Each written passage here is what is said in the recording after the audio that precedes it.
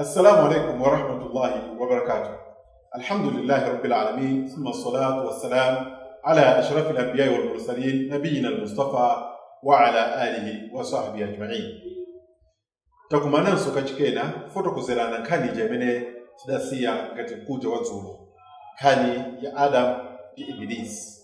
Taona chinyengo cha Ibilisi cha Satana njerekezi zimene chimabwerera, ndipo taona kuti amabwera ndi zinthu zimene zili zoona zokhazokha zimene ife mumtima tikaziona timaona ngati ndi zabwino.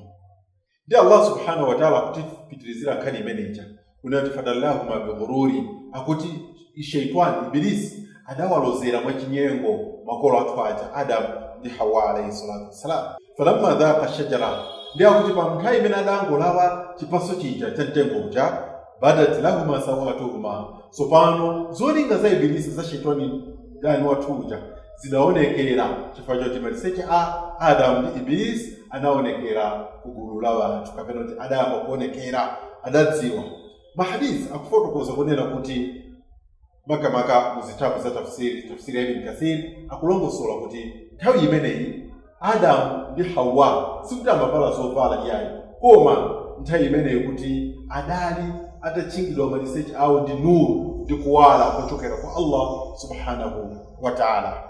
Apa atangonya chipaso chimenechi kuwala kuja kunachoka, ndipo adayamba kuona maliseche awina ndi zake. Ndipo Allah subhanahu wa ta'ala akutinena kunena kuti watafiqa yakhsifana alayhima min waraqil janna, ndi adafuna sopano kuti aphimbe maliseche amenewa pochola zimasamba za kumparadiso ndi kumazichinga.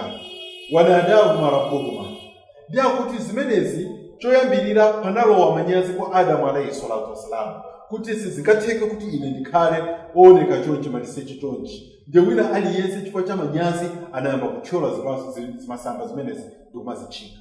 Ndifuna titenge phunziro loyambirira kunena kuti Mulungu Allah subhanahu wa ta'ala adayika mtima kapena kuti kachinthu kochedwa manyazi mwa munthu, ndipo munthu amene amakhala opanda manyazi ndi amene samalabadira mmene akuonekera komanso mmene akulankhulira kapenanso mmene akuchitira zinthu. Tumikana tuzoti illa mtastahi fasna ma shi'ta, ngati sukuchita manyazi chita zimene ukufuna.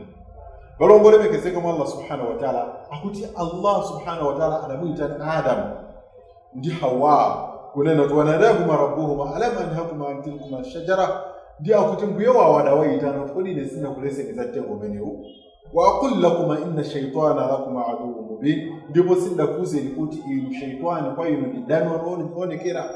Balongo lemekezeka mwa Allah, apa ndi pamene sopano tikuona kuti shaytani wakwanirisa zolinga zake zofuna kwayalusa makolo athu amene analengedwa oyambira Adam ndi Hawa. Ndipo pamenepo wina aliyense mwa inu ndine titenge ndime imene Mulungu akunena kuti shaytani ndi mdani wathu oonekera. Kufikiranso nthawi ina, Mulungu Allah subhanahu wa ta'ala akhale nanu. Wassalamu alaikum wa rahmatullahi wa barakatuh.